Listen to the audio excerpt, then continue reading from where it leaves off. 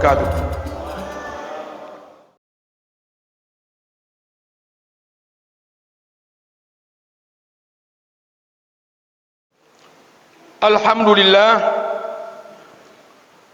Alhamdulillahilladzi anzala ala abdihi ayatin bayyinat liyukhrijan nasa biha min zulumati wan nur ilan nur wa asyhadu an la ilaha illallah wa asyhadu anna muhammadan abduhu wa rasuluh. Allahumma salli ala Muhammad wa ala alihi wa sahbihi wa sallam. Ayuhan nas, ittaqullaha haqqa tuqatih wa la tamutunna illa wa antum muslimun. Qala Allah Ta'ala fi kitabihil karim, a'udzu billahi minasy syaithanir rajim. Bismillahirrahmanirrahim. Ya ayyuhalladzina amanu qu anfusakum wa ahlikum nara. Sadaqallahul azim. Amma ba'd, hadirin sidang Jumat yang dirahmati Allah, marilah sama-sama kita memanjatkan puja dan syukur kehadirat Allah Subhanahu wa taala yang telah memberkahi kita karunia rahmat dan inayahnya, sehingga pada hari ini dalam kesempatan yang mulia ini kita masih dapat melaksanakan solat pada Jumat berjamaah di masjid tercinta ini. Selanjutnya, salawat beriring salam kehadiran junjungan kita Nabi besar Muhammad sallallahu alaihi wasallam yang telah berjasa membawa umat manusia dari lembah yang hina ke alam yang penuh keimanan. Hadirin sidang Jumat yang dirahmati Allah, tema khutbah kita dalam kesempatan ini adalah membangun generasi Rabbani, membangun generasi yang berketuhanan. Pergantian generasi merupakan sunnatullah yang pasti akan terjadi pada suatu kaum atau bangsa. Apakah pergantian itu lebih baik atau lebih buruk dari generasi sebelumnya, tergantung pada kesungguhan dalam mempersiapkan pengkaderan generasi yang akan datang. Jika dipersiapkan dengan baik dan sungguh-sungguh, insya Allah akan menghasilkan suatu generasi yang lebih baik. Begitu pula sebaliknya, jika asal-asalan akan menghasilkan suatu generasi yang lebih buruk dari generasi pendahulunya. Hadirin sidang Jumat yang dirahmati Allah, jika kita perhatikan kondisi pada akhir-akhir ini, jelas terlihat adanya gejala demoralisasi, adanya gejala merosotnya moral atau akhlak di masyarakat. Kejahatan dan kekerasan hampir menjadi konsumsi kita setiap hari, baik di surat kabar maupun di televisi, seperti pembunuhan, perzinahan, aborsi, kasus kecanduan narkoba menduduki peringkat tertinggi yang terjadi pada generasi muda. Selain itu, arus informasi yang masuk hampir tanpa batas, seperti mode atau gaya hidup orang barat, telah diadopsi tanpa filter atau saringan dan dijadikan sebagai suatu kebiasaan, bahkan kebanggaan. Fenomena ini hendaknya dijadikan sebagai bahan renungan bagi kita. Apakah selama ini kita menjaga diri, keluarga dan masyarakat di sekitar kita agar kita tidak terkena dampak demoralisasi tersebut? Ataukah selama ini kita lupa dan melalaikannya? Padahal Allah Subhanahu wa taala dengan jelas memberikan perintah kepada kita melalui firman-Nya, ya ayyuhalladzina amanu qu anfusakum wa ahlikum nara. Wahai orang-orang yang beriman, jagalah dirimu dan keluargamu dari siksa api neraka. Al-Quran surat At-Tahrim ayat 6. Hadirin sidang Jumat yang dirahmati Allah, kita harus mewaspadai gejala ini, sebab jika tidak akan menimbulkan presiden buruk bagi generasi yang akan datang. Kita bisa membayangkan seperti apa jadinya generasi yang akan datang jika generasi sekarang seperti ini keadaannya. Dan inilah yang Allah gambarkan sebagai generasi yang buruk, suatu generasi yang akan membawa pada kehancuran dan kesesatan. Allah berfirman, "Fakhalafa min ba'dihim khalq adaa'us shalah wattaba'us syahawat fasawfa yalqauna ghayya." Maka datanglah sesudah mereka pengganti yang buruk, yang menyia-nyiakan solat dan memperturutkan hawa nafsunya, maka mereka kelak akan menemui kesesatan. Al-Quran surah Maryam ayat 59. Pada ayat ini Allah menjelaskan bahwa ada dua karakter utama dari generasi yang buruk, yaitu ada'us shalah, menyia-nyiakan solat, dan wattaba'us syahawat, atau memperturutkan hawa nafsu. Karakter pertama dari generasi yang buruk adalah menyia-nyiakan solat. Solat merupakan tiang agama dan amalan yang pertama kali dihisab pada hari kiamat, yang memiliki fungsi langsung berkaitan dengan komunikasi seorang hamba dengan Rabb-Nya, seorang hamba dengan Tuhannya. Dalam suatu hadis Rasulullah sallallahu alaihi wasallam bersabda, yang artinya sesungguhnya amalan yang pertama kali dihisab pada hari kiamat adalah solat. Jika ia atau solatnya itu baik, maka baik pula lah seluruh amalannya. Sebaliknya, jika jelek, maka jelek pula lah seluruh amalannya. Hadis riwayat Muslim. Dari hadis ini menunjukkan bahwa solat merupakan amalan utama yang akan mempengaruhi perbuatan yang lain. Dan secara psikologis, orang yang selalu melaksanakan solat dengan baik akan mempunyai benteng pertahanan dari perbuatan-perbuatan yang keji dan mungkar.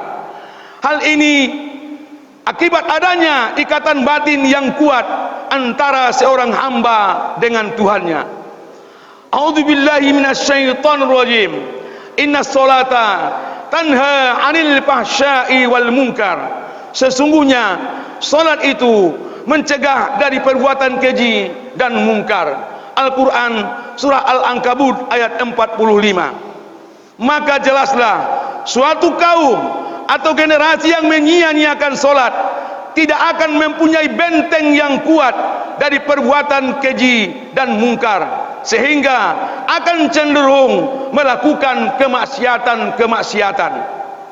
Karakter kedua dari generasi yang buruk adalah memperturutkan hawa nafsu. Kemana hawa nafsunya condong, kesitulah ia berjalan. Generasi seperti ini tidak mempedulikan apakah sesuatu yang ia lakukan halal atau haram, dosa atau berpahala. Yang penting bagi mereka tercapai semua yang diinginkannya. Dalam hal berpakaian pun, yang penting mode atau yang sedang tren saat ini. Tidak peduli apakah pakaian tersebut menutup aurat atau malah mempertontonkan aurat. Generasi seperti ini hanya akan membawa kesesatan dalam hidup, baik di dunia apalagi di akhirat nanti. Nauzubillah summa nauzubillah. Hadirin sidang Jumat yang dirahmati Allah, oleh karena itu persiapan pembentukan generasi yang akan datang mutlak suatu keharusan yang tidak bisa dibantah lagi, sehingga perlu dipersiapkan dengan sebaik-baiknya, baik yang berkaitan dengan akidahnya, pendidikannya, muamalahnya, juga yang berkaitan dengan akhlaknya, sehingga pergantian generasi yang berlangsung menghasilkan generasi baru yang lebih baik daripada pendahulunya. Banyak teladan yang bisa kita ikuti dari para nabi, dalam mempersiapkan generasi yang akan datang. Sebagai contoh, dalam Al-Quran diungkapkan bahwa para nabi pun mempersiapkan masalah peralihan generasi ini dengan sebaik-baiknya. Kita bisa lihat pada surah Al-Baqarah ayat 132 dan 133. Allah berfirman, A'udzubillahi minasyaitonir rajim. Wa wassa biha Ibrahim banihi wa Yaqub ya baniya innallaha astafa lakumuddin fala tamutunna illa wa antum muslimun. Am kuntum suhadaa idh hadara Yaqub al-maut idh qala li banihi ma ta'buduna min ba'di qalu na'budu ilahaka wa ilaha abaika Ibrahima wa Ismaila wa Ishaqa ilahan wahida wa nahnu lahu muslimun. Dan Ibrahim telah mewasiatkan ucapan itu kepada anak-anaknya. Demikian pula Yakub. Ibrahim berkata, wahai anak-anakku, sesungguhnya Allah telah memilih agama ini bagimu, maka janganlah kalian mati kecuali dalam memeluk agama Islam. Adakah kamu hadir ketika Yakub kedatangan tanda-tanda maut, ketika ia berkata kepada anak-anaknya, apa yang kamu sembah sepeninggalku? Mereka atau anaknya menjawab, kami akan menyembah Tuhanmu, Tuhan nenek moyangmu Ibrahim, Ismail dan Ishak, yaitu Tuhan yang Maha Esa, dan kami hanya tunduk patuh kepadanya. Hadirin sidang Jumat yang dirahmati Allah, kita lihat di sini bahwa akhlak dan akidah generasi pengganti para nabi itu semua sama. Ada persamaan ideologi dan idealisme antara generasi pendahulu dengan generasi berikutnya. Kata wawassa dalam ayat 132 di atas berarti berwasiat, boleh jadi mendidik atau mengajarkan. Ini menunjukkan bahwa upaya mempersiapkan generasi pengganti supaya lebih baik daripada generasi pendahulunya dilakukan melalui proses pendidikan atau pembinaan. Dan nilai-nilai atau ideologi yang diwasiatkan atau diwariskan oleh generasi pendahulu itu tidak lain adalah nilai-nilai dan ideologi Islam. Hadirin sidang Jumat yang dirahmati Allah,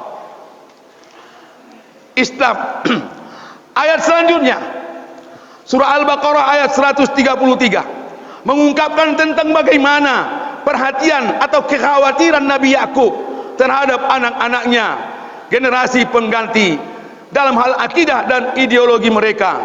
Dalam ayat ini Allah menggambarkan, adakah kamu hadir ketika Yakub kedatangan tanda-tanda maut, ketika ia berkata kepada anak-anaknya, apa yang kamu sembah sepeninggalku?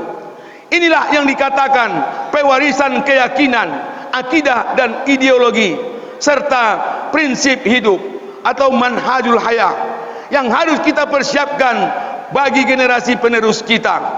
Dan jawab mereka, yaitu generasi putra-putra Nabi Yakub, sesuai dengan akhlak dan akidah generasi pendahulunya, seperti kelanjutan ayat tadi. Mereka menjawab, kami akan menyembah Tuhanmu dan Tuhan nenek moyangmu Ibrahim, Ismail dan Ishak, yaitu Tuhan yang Esa, dan kami hanya tunduk patuh kepadanya. Inilah contoh proses regenerasi yang dipersiapkan, yang tidak semata-mata berkaitan dengan masalah materi, tetapi juga berkaitan dengan manhajul hayahnya atau prinsip-prinsip hidupnya. Hadirin sidang Jumat yang dirahmati Allah, dari teladan di atas jelaslah terlihat bahwa dalam mempersiapkan generasi diawali dari keluarga. Keluarga sebagai lingkungan pertama bagi pertumbuhan seorang anak menjadi faktor terpenting yang mempengaruhi watak dan perkembangan psikologisnya. Keluarga yang penuh barakah, sakinah dan diliputi oleh mawaddah warahmah, yaitu ketulusan cinta dan kasih sayang, merupakan lingkungan yang baik dalam membentuk generasi Rabbani, yaitu generasi yang berketuhanan. Dan inilah sebetulnya tujuan utama dari sebuah pernikahan, sebagaimana Allah berfirman, yang artinya, dan di antara tanda-tanda kekuasaannya ialah Dia menciptakan untukmu istri-istri dari jenismu sendiri, supaya kamu cenderung dan merasa tentram kepadanya, dan dijadikannya di antaramu rasa kasih dan sayang. Sesungguhnya yang demikian itu benar-benar terdapat tanda-tanda bagi kaum yang berfikir. Al-Quran surah Ar-Rum ayat 21. Hadirin sidang Jumat yang dirahmati Allah, generasi Rabbani adalah generasi yang baik, penuh dengan keridhaan dan kasih sayang Allah, serta hidupnya selalu dihiasi dengan Al-Quran dan As-Sunnah.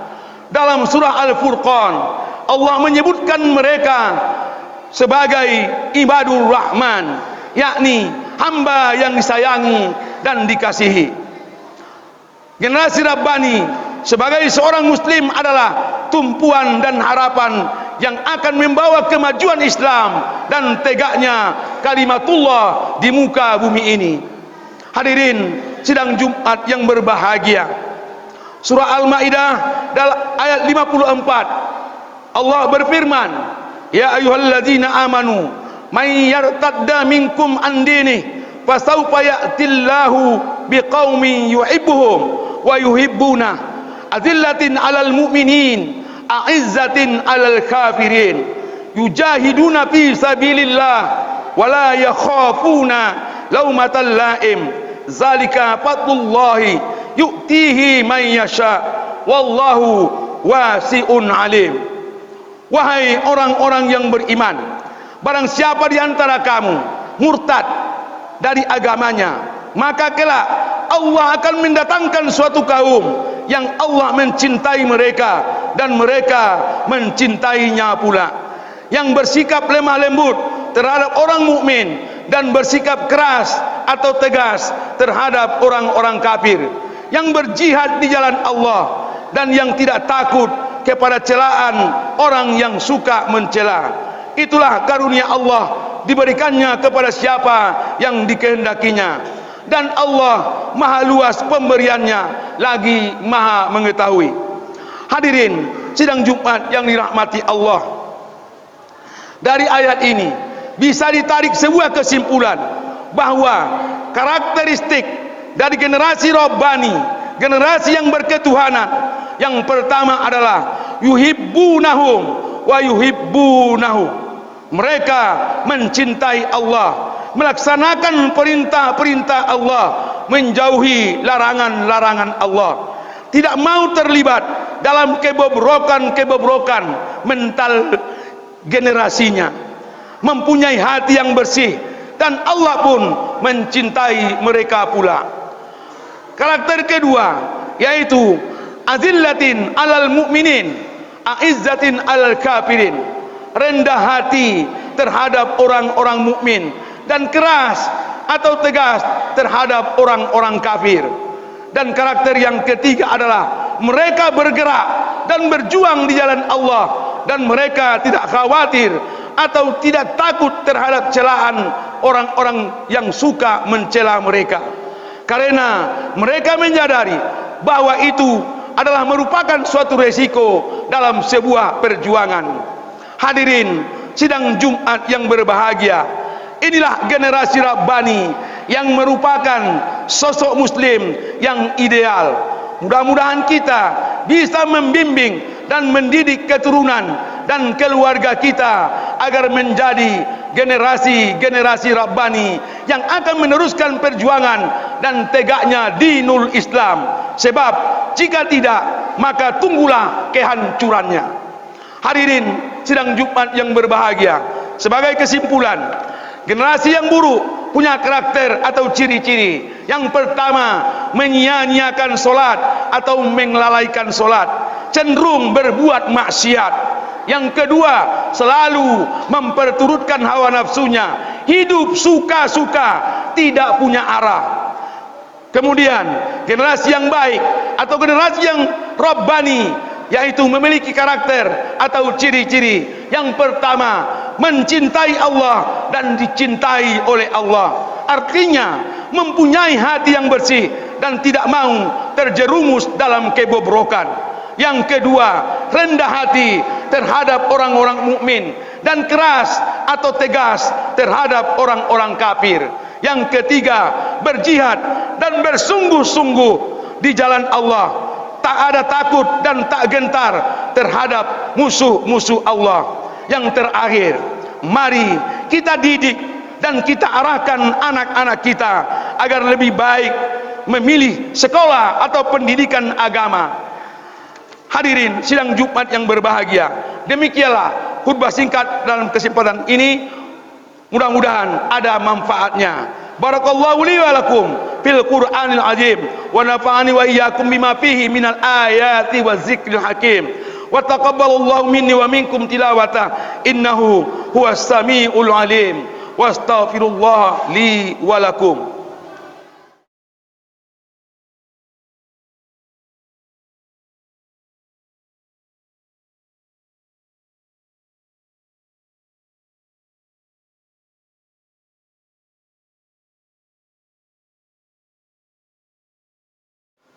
Alhamdulillah, alhamdulillahilladzi ja'ala lakum laila libasa wan nauma subata wa ja'ala an-nahara nusyura.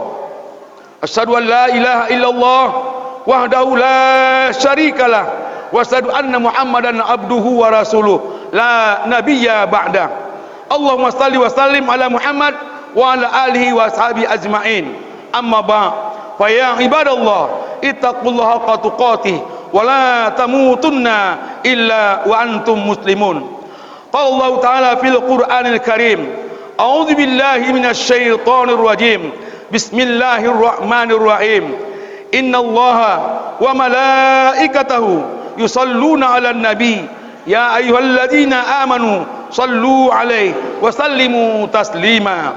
Allahumma salli ala Muhammad wa ala ali Muhammad kama shallaita ala Ibrahim wa ala ali Ibrahim wa barik ala Muhammad wa ala ali Muhammad kama barakta ala Ibrahim wa ala ali Ibrahim fil alamina innaka Hamidum Majid. Allahumma ighfir lil muslimina wal muslimat wal mu'minina wal mu'minat al ahya'i minhum wal amwat innaka sami'un qaribun mujibu da'awat ya qadiyal hajat. Rabbana iftah bainana wa baina qaumina bil haqq wa anta khairul fatihin. Rabbana hab lana min azwajina wa dhurriyyatina qurrata a'yun waj'alna lil muttaqina imama waj'alna lil muttaqina imama waj'alna lil muttaqina imama. Rabbana amanna faktubna ma'asyahidin. Rabbana innana sami'na munadiyan yunadi lil iman an aminu bi rabbikum fa amanna. Allahumma adfa'anna al-ghalaa wal balaa wal wabaa wal fahsyaa wal munkar wasyufal mukhtalifah wasyada'ida wal milhan ma zahara wa ma batan min baladina Sibolga wa Indonesia khassa wa min buldanil muslimina ammah innaka ala kulli syai'in qadir. Rabbana atina fid dunya hasanah wa fil akhirati hasanah wa qina adzaban nar. Ibadallah innallaha ya'murukum bil 'adli wal ihsan wa ita'i dzil qurba wa yanha 'anil fahsya'i wal munkar wal baghi ya'izukum la'allakum tadhakkarun. Fazkurullahal azim yadhkurkum wad'uuhu yastajib lakum wa la dzikrullahi akbar. Aqimis shalah.